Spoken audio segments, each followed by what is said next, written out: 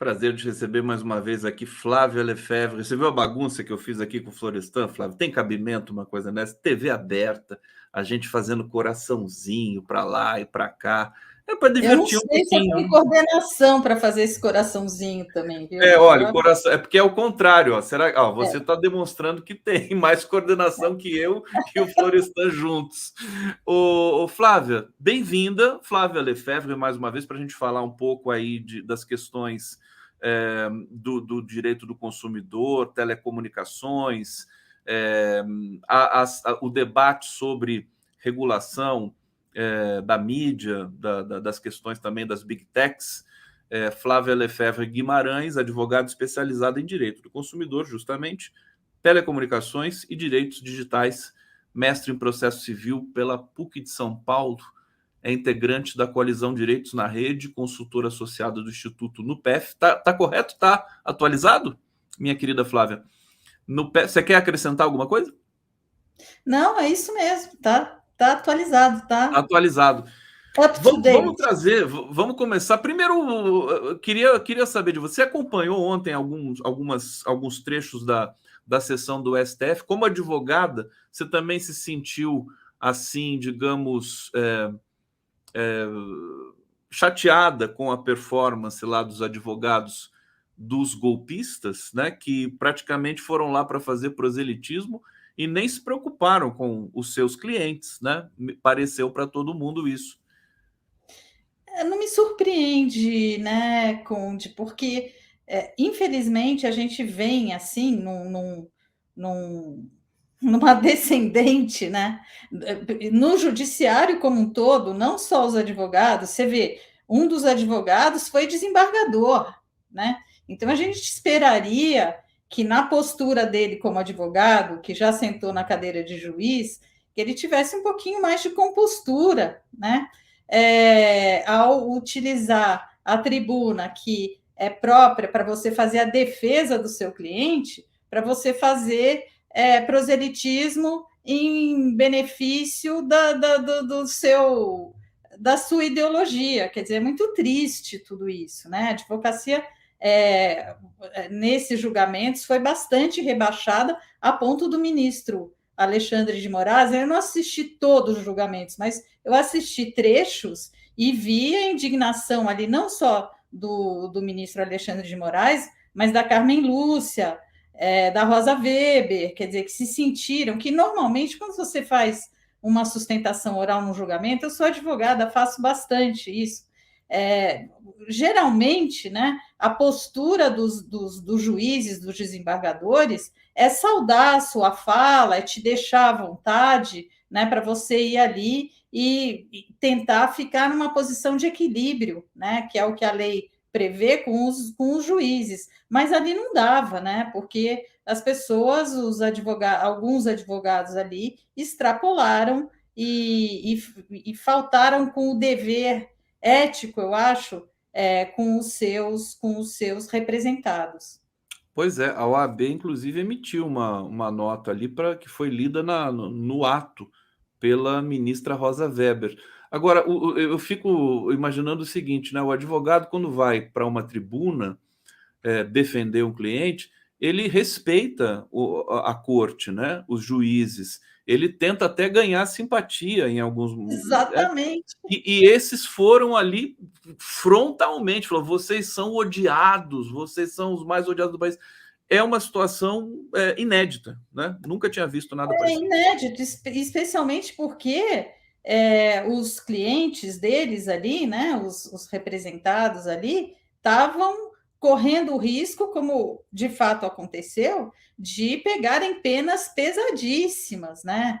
A gente não está falando de uma ação cível, indenizatória, em que a gente está falando da privação da liberdade. O cara recebeu uma pena ali de 17 anos, o outro de 14. Quer dizer, não é brincadeira. Então, a postura do advogado deveria ser focar, por exemplo, na dosimetria, uma vez que já estava muito caracterizada, já estavam, né, muito caracterizados os diversos crimes pelos quais eles estavam respondendo. Então, sei lá, eu como advogada não faço direito criminal, Mas eu, como advogada, o meu foco ia ser em reduzir essa pena, né? Em descaracterizar a gravidade do comportamento deles. E, assim, eu acho que eles trabalharam pouco, né, nesses pontos e se deixaram levar por questões ideológicas, né? Chega a ser um relato de caso, né? Quer dizer, eles estavam um pouco se lixando para os clientes. O Alexandre de Moraes disse isso na frente deles, falou: olha, você não trouxe nada aqui técnico, nada, só ficou aí falando, atacando, difundindo discurso de ódio, né? Fazendo citações literárias absolutamente esdrúxulas também, inexistentes. É impressionante isso aí. Vamos ver como é que vai ser o julgamento do quarto réu na semana que vem. Porque, como Diga, querido. advogado, não tem como você tentar, como eu vi em um dos advogados, tentar descaracterizar, fazer de conta que algumas coisas não aconteceram, né? Como é que você vai fazer a defesa do seu cliente ignorando que existem vídeos, fotos e tudo que o seu cliente lá dentro, né? Então, assim, foi de fato impressionante. Impressionante. Flávia, vou pedir licença para você para ler comentários que estão aqui na fila, que vão estar relativos à minha conversa com o Florestan, mas eu tenho que ler para a gente, inclusive, aqui também trazer mais dados para o nosso debate. Cláudia Barrela está dizendo aqui: não são pobres coitados, mas se os cabeças, principalmente milicos envolvidos, não tiverem punição equivalente ou até maior, aí vai ficar claro que a justiça foi só para o Zé Mané. Obrigado, Cláudia Barrela. Antônio Marcos Donaton: quem fica acampado por muito tempo não pode ser considerado coitado ou desinformado. Para arrumar a casa tem que ser assim. Parabéns, STF. Laerte Luiz Ferreira está aqui colaborando conosco. Leila Mello: só não pode ficar só neles. Todos devem ser punidos. Márcio Salgado: pobre coitado foi o cavalo da PM que apanhou da multidão sem nem ter ideia do que estava acontecendo. É verdade, parece que um cavalo foi agredido lá, né? Antônio Gorski: o Aécio ainda vai se candidatar por São Paulo. Luiz Edgar de Souza: dos militares, General Helena é o pior. Cana. Júnior Lage de Cou: guerra. O Dutra falou que moradores de rua que lá estavam não tinham como ir embora. Mentira cabeluda, eles descem os porretes em moradores de rua. Verdade, né?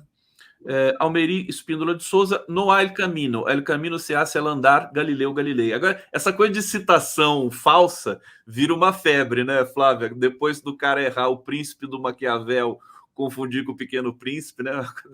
Dessas cenas impagáveis, antológicas do folclore brasileiro.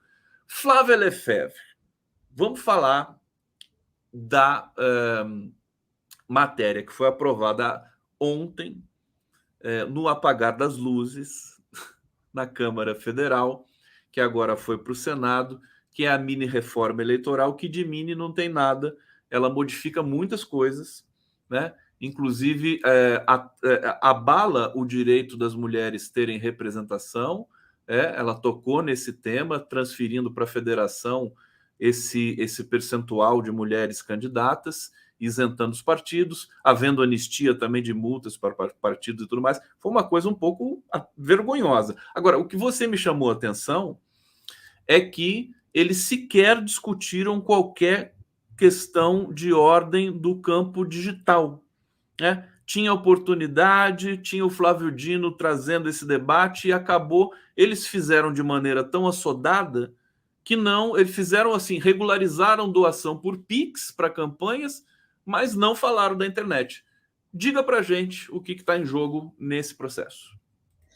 Então, Conde, eu queria destacar isso, porque eu acho que essas outras questões, né, que são muito importantes, relativas a mulheres, a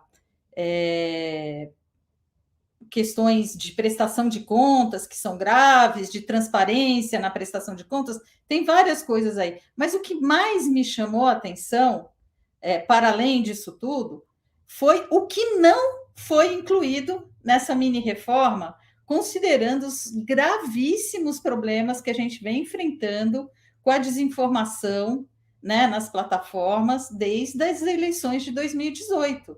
né? Então, considerando que tinha uma pressão para aprovar aquele PL 2630 que a gente conversou, que trata de responsabilidade, liberdade de expressão na rede e transparência na internet, que teria sido importante se fosse aprovado sem aqueles pendurucalhos que também a gente conversou, de remuneração por conteúdo jornalístico, posto daquela maneira, né, como estava, e imunidade parlamentar, mas, diante da urgência que se colocava naquele momento, né, para a gente regular as plataformas, com o objetivo de reduzir discurso de ódio, desinformação e tudo isso, e que tem tanta incidência nos processos eleitorais, me chamou a atenção que não se tenha mexido nesse tema, sendo que o ministro Flávio Dino,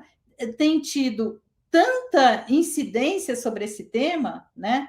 E eu achei que haveria uma coordenação. Tudo bem, né? E é importante a gente contextualizar e dizer por que essa proposta não trouxe essas coisas. É bom a gente lembrar que quem apresentou essa proposta foi a deputada Dani Cunha, que nada mais, nada menos, sendo do União Brasil, é filha do Eduardo Cunha. Então, a gente não poderia esperar que tivesse tanta coisa lá. Entretanto, o relator desse projeto de lei é o deputado Rubens Pereira Júnior, do PT do Maranhão, e aí a gente esperaria que ele, né, pudesse ali trazer outros elementos para esse debate. E aí eu quero lembrar o seguinte, que a reforma eleitoral, uma reforma eleitoral que nós tivemos em 2017, vamos lembrar, o Temer entrou em 2016, né? E nós tivemos uma reforma eleitoral em 2017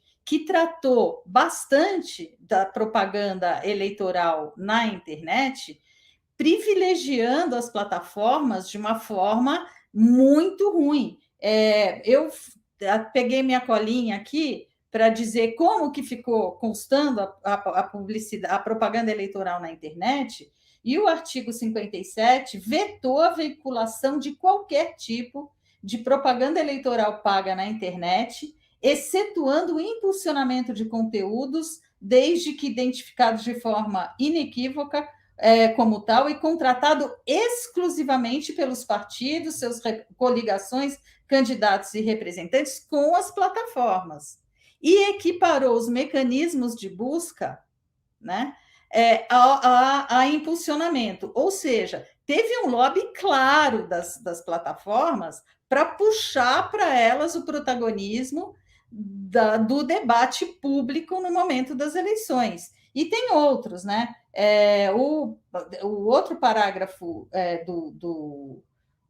desse artigo 57 fala que é vedada a utilização de impulsionamento de conteúdos e ferramentas digitais não disponibilizados pelos provedores de aplicação. Ou seja, colocaram na mão das plataformas o debate sobre o papel de debate sobre campanhas eleitorais, né?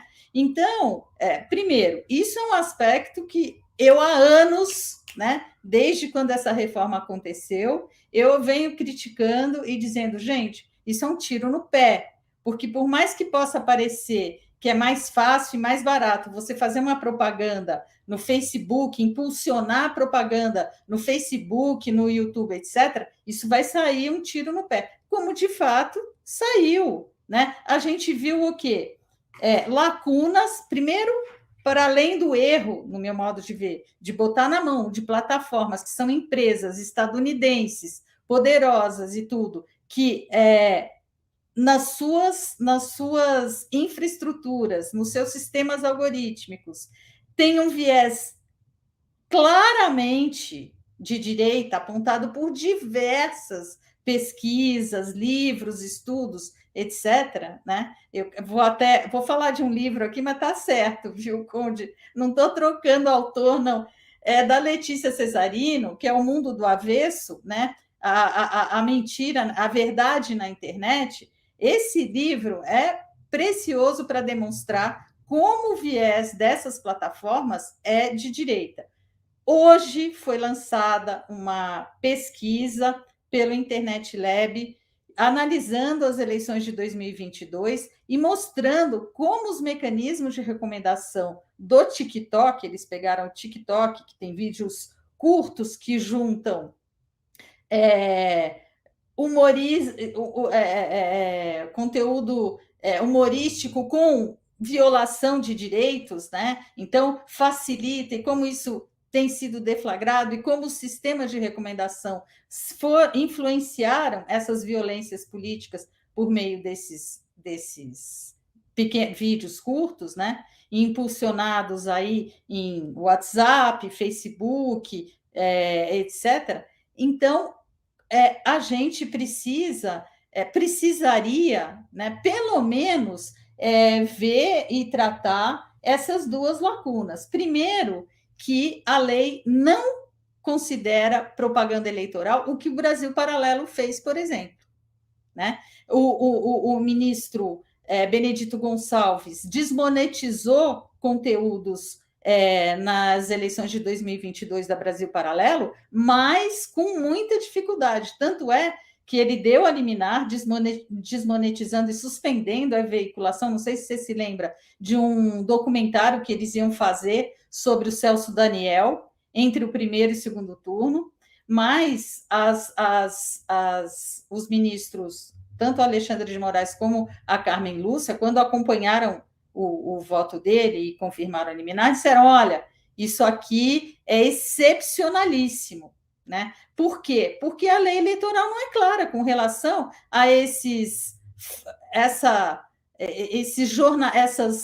canais jornalísticos, entre aspas, né? Veiculando conteúdo político.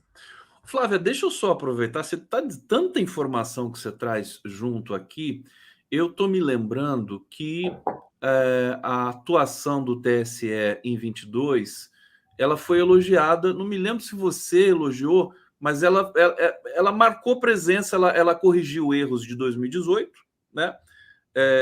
E foi relativamente eficiente. Esse balanço ainda permanece para você? O que faltou em 22 com relação a enfim, esse monitoramento, né? Porque está tudo muito cru ainda para o mundo todo regular a questão relativa a eleições e tudo mais, a democracia com relação às big techs, né? Como é que é? Não, sem dúvida nenhuma, o TSE atuou muito mais nas eleições de 2022 do que nas eleições de 2018, né? Quando esses mecanismos todos ainda talvez não estivessem tão claros para o tribunal, né? Mas o tribunal também não faz milagre, né, Conde? Se você não tem uma lei que proíba determinadas condutas, fica difícil o tribunal atuar. O tribunal pode editar resoluções. Sim, ele pode, mas uma resolução, ainda que seja do TSE, ela não pode ir além do que a lei permite e nem restringir garantias que estão numa lei. Então, a gente precisaria, eu até escrevi um post, né, um artigo que está lá no meu blog, que era desinformação e o plano B do governo Lula, porque em julho, né, foi divulgada uma matéria na Folha de São Paulo dizendo que, como o governo estava percebendo que não ia conseguir aprovar o PL 2630 a tempo de ser aprovada a proposta para orientar as eleições de 2024 que a gente vai ter, eles iam apostar num plano B. E eu imaginava, e ali coloquei nesse post, né, que o governo, Flávio Dino, o ministro Flávio Dino, o pessoal da Secretaria de Políticas Digitais da Presidência da República tem uma secretaria específica, né, para isso? Exatamente, fossem atuar nesse sentido e fazer um trabalho junto com o que estava sendo discutido no Congresso. Até meu artigo era sobre isso, e eu estava destacando essas duas lacunas, que a lei eleitoral não prevê, que, primeiro, não se consideram propaganda eleitoral esses conteúdos altamente financiados, como foi no caso do Brasil Paralelo, o Brasil Paralelo impulsionou milhões de reais. Da onde vem essa grana? Né? Mas isso não foi considerado poder econômico por parte dos partidos. Por quê? Porque é um canal jornalístico, né? Mas a lei eleitoral tem que ver isso. E outra coisa que a lei eleitoral deveria ver, né, e contemplar são os mecanismos de recomendação das plataformas. Porque você tem conteúdos, né, que não são impulsionados por pagamento das partes interessadas, né? Você tem a recomendação algorítmica que segue o interesse comercial da plataforma. Então, vamos lembrar aqui a Jovem Pan, que está bem na mira agora, aparecendo a relação da Jovem Pan com o Bolsonaro, né? A Jovem Pan, ela em 2017 assinou um convênio com o YouTube, com o Google, recebeu $300 mil, né? No contexto de um projeto que eles têm, que é Google News Initiative, eles receberam $300 mil do Google, e aí, obviamente, havendo um acerto comercial entre esse canal e o Google passou a recomendar aqueles conteúdos absurdos veiculados pela Jovem Pan, né? Então, mas isso não está contemplado pela lei eleitoral. Então, eu imaginava, né, que quando o governo falou em plano B, em julho ainda, quando saiu essa matéria na Folha, que o governo ia atuar aí nesse meio de campo, entendeu? Para introduzir alguns mecanismos para impedir esse tipo de coisa que vai rolar nas eleições. Flávia, mas eu acho que desculpa te interromper, mas acho que essa matéria que foi levada à votação por pressão do Arthur Lira, segundo consta aqui nos bastidores de Brasília, passou ao largo de qualquer discussão nesse sentido. Quer dizer, nem o relator, nem a filha do Eduardo Cunha, lá, né, Daniela Cunha, né, Dani Cunha, mal acenaram para isso. Quer dizer, acho que é um outro departamento, e é uma espécie de cochilo também dos setores democráticos. Não vou só responsabilizar o governo, mas no próprio parlamento, né? Quer dizer, deixar de discutir essa questão, e as secretarias que estão ali postas. Eu estou acompanhando o trabalho do Wadi Damus na Secretaria do Consumidor, que tem muito a ver com aquilo que você também preconiza e alerta. Agora, eu acho que o trabalho do Wadi não vai... ele, inclusive, enquadrou as Big Techs no escopo ali da secretaria, mas na questão eleitoral, acho que ele não vai poder fazer nada, porque depende do TSE, né, para que se possa fazer alguma coisa. E vamos lembrar também que essa mini reforma eleitoral, que não é mini, ela foi muito na questão do dinheiro pró-partido, né, para manter o fundo partidário, para o partido poder ser, para as campanhas poderem ser financiadas por PIX, e para anistia também de algumas violações que os partidos cometeram em passado recente. Agora, só lembrando, Flávia, que o presidente do Senado, Rodrigo Pacheco, disse o seguinte, falou, olha, nós não vamos votar isso com urgência, né? Nós queremos discutir para apresentar um conjunto de regras consistente. Há esperança do Senado poder acrescentar, inclusive abrir para a questão do mundo digital em campanhas eleitorais?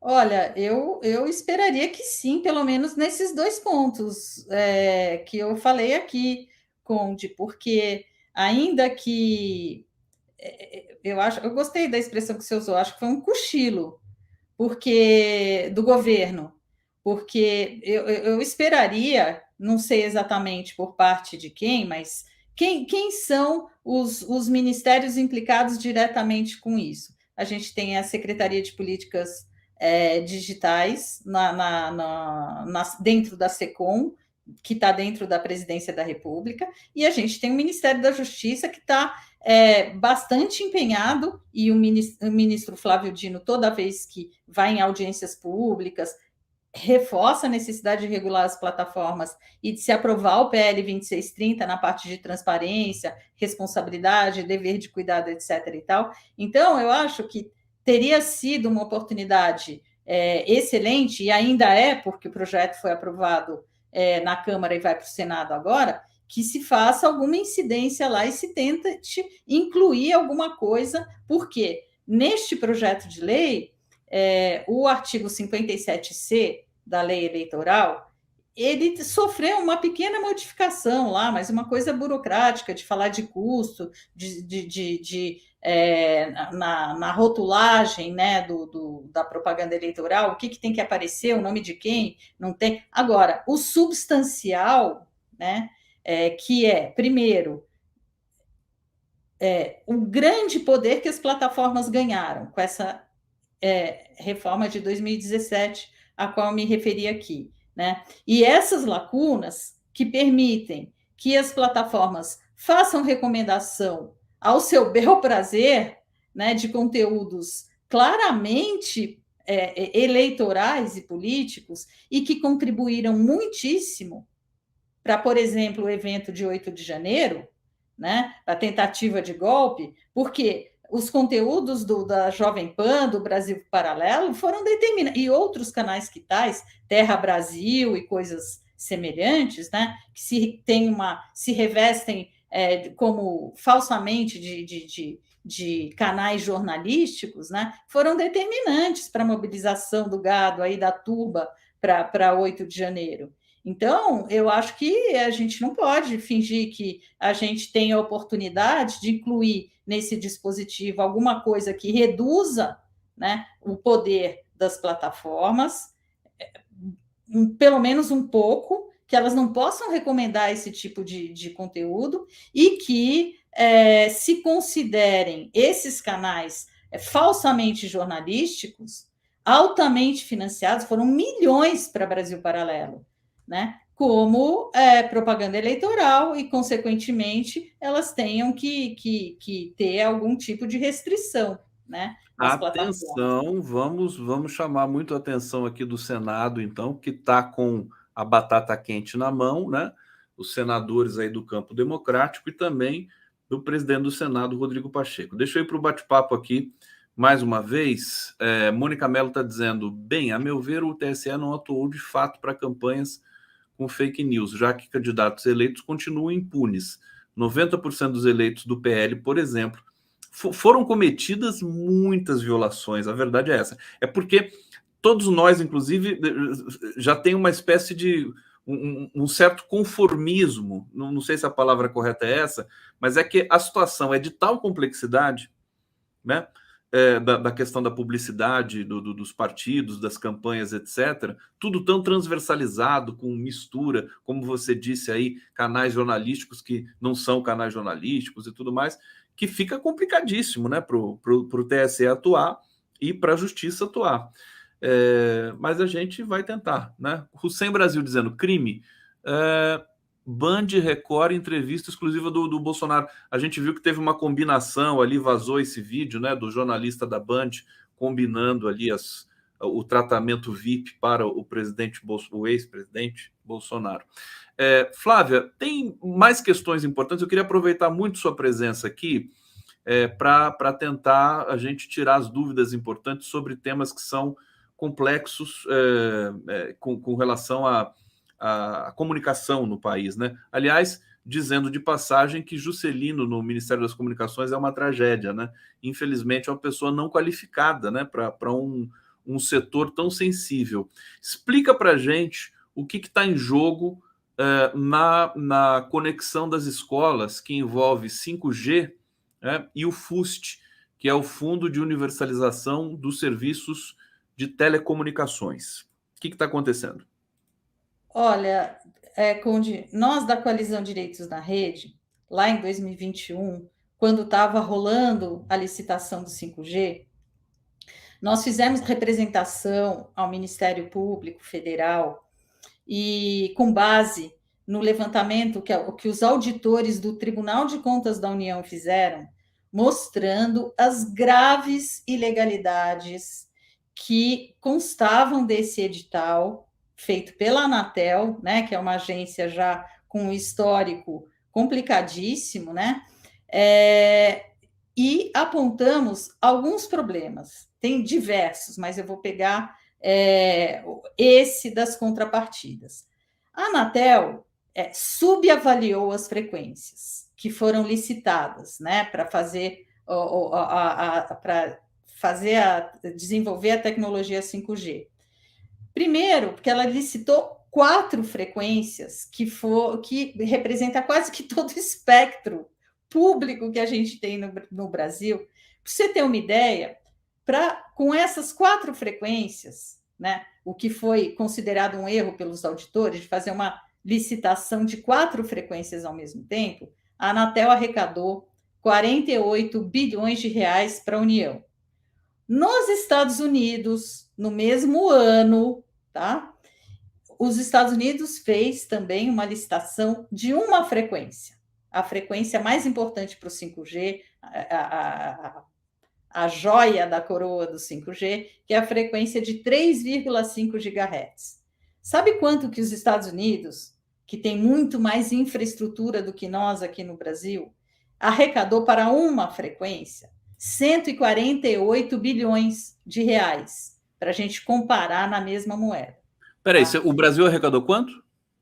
Para 4 frequências, 48 bi. Os Estados Unidos, bilhões de reais. Tá. Os Estados Unidos, para uma frequência, 3,5 GHz, arrecadou 148 bilhões de reais. Tá? Então, a gente começa por aí. Aí a Anatel, para justificar isso, falou o seguinte: olha, nós estamos fazendo um leilão não arrecadatório. O que isso significa?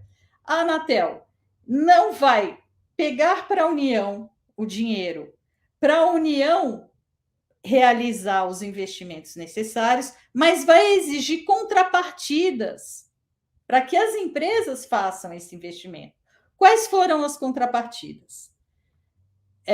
Instalação de infraestrutura para 4G em estradas, porque a gente tem muito vácuo de infraestrutura em estradas, em locais remotos, etc. e tal, né? Então, implantação de infraestrutura para 4G, implantação de infraestrutura para a conexão lá da Amazônia, para os programas de conexão para a Amazônia, e por pressão do TCU, na frequência de 26 GHz, elas deveriam fazer conexão nas escolas, num volume de 3,5 bilhões. Né? Então, isso é uma contrapartida.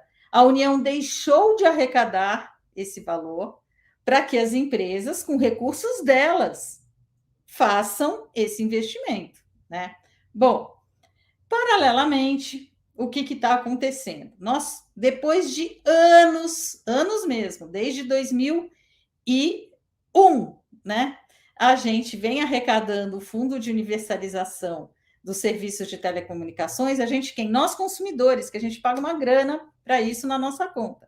E isso nunca foi usado, Conde. Nunca foi usado. Arrecadou-se, durante esses anos todos, mais de 25 bilhões, e isso não foi usado para universalizar as telecomunicações, tá? E o acesso à internet.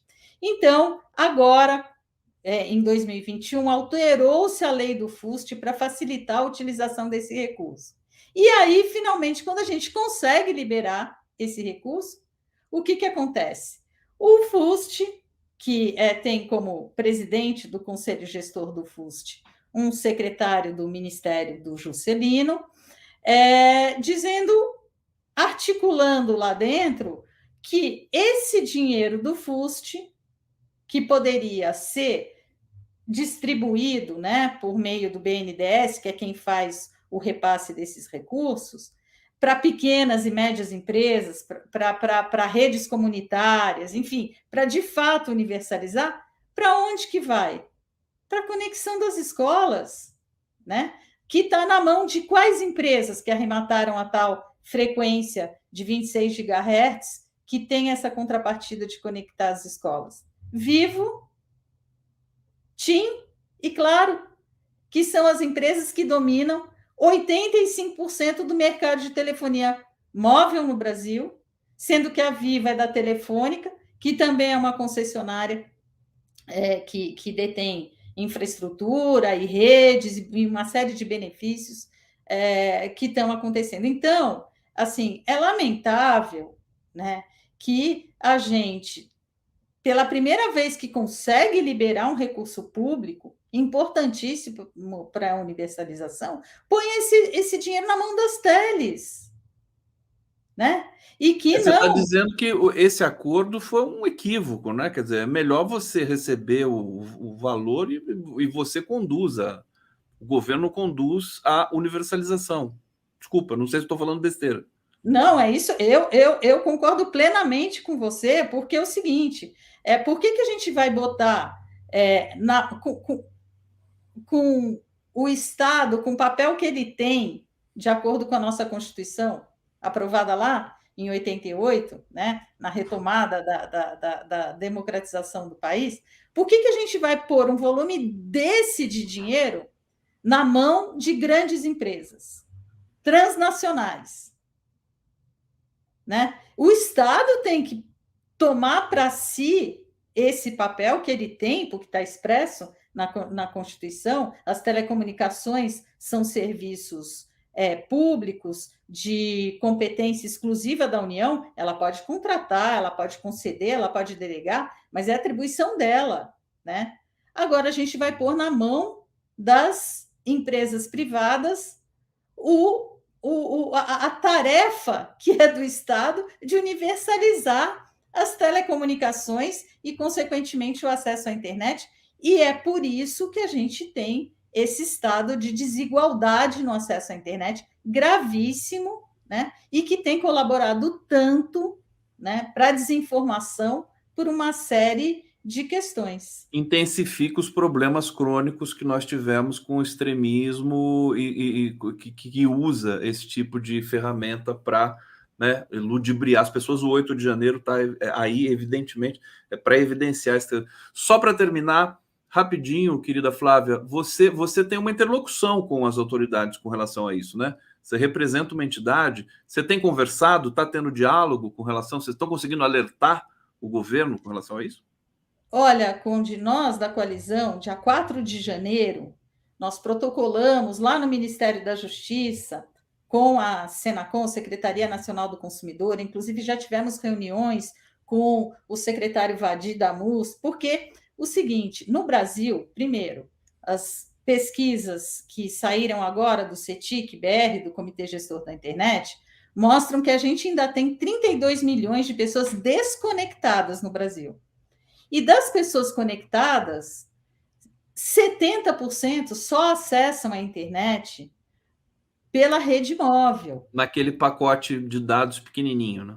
Naquele pacote de dados pequenininho e quando acaba o pacote de dados, a pessoa só consegue trafegar no WhatsApp e no Facebook e agora no Instagram. Então as pessoas ficam presas dentro da Meta, clipadas pelo Zuckerberg, que tal? E o Zuckerberg está do lado de quem numa eleição, por exemplo? Por favor, né? Então, a gente protocolou um pedido lá para o Ministério da Justiça e a gente está insistindo que eles respondam para a gente, porque a gente não pode ter no Brasil o acesso à internet que predomina um plano como esse, antidemocrático, e a gente ter uma internet para os ricos e uma internet para os pobres, né? Nas classes DI, essa pesquisa do CETIC são 90% das pessoas só acessam assim. E na classe C, 68%. A gente está falando de em torno de 70 milhões de brasileiros. E isso tem influência nas eleições, isso tem influência na formação da consciência política do país, sem falar os problemas de desigualdade, porque uma criança não pode estudar decentemente pelo celular, né? Não dá para ele baixar um texto, para ele estudar, para ele ter uma aula. Então, a gente espera que o ministro Flávio Dino e o secretário Vadir Damus e a secretária Estela Aranha se sensibilizem com o nosso pedido. A gente reiterou o pedido agora, o mês passado, e estamos esperando uma resposta do Ministério da Justiça. Flávia Lefebvre, quando eu converso, sempre que eu converso com você, eu tenho a impressão e a certeza, né, de que tem tanta coisa que a gente não sabe que está acontecendo e que a gente precisa debater sempre. Então, portanto, se prepare, porque eu vou te convidar mais vezes aqui. Já sempre digo isso para você, mas agora estou reiterando. Agradecer demais, viu, sua generosidade de estar aqui com a gente. Obrigado. Eu que agradeço, Conde. Bom fim de semana para todas e todos.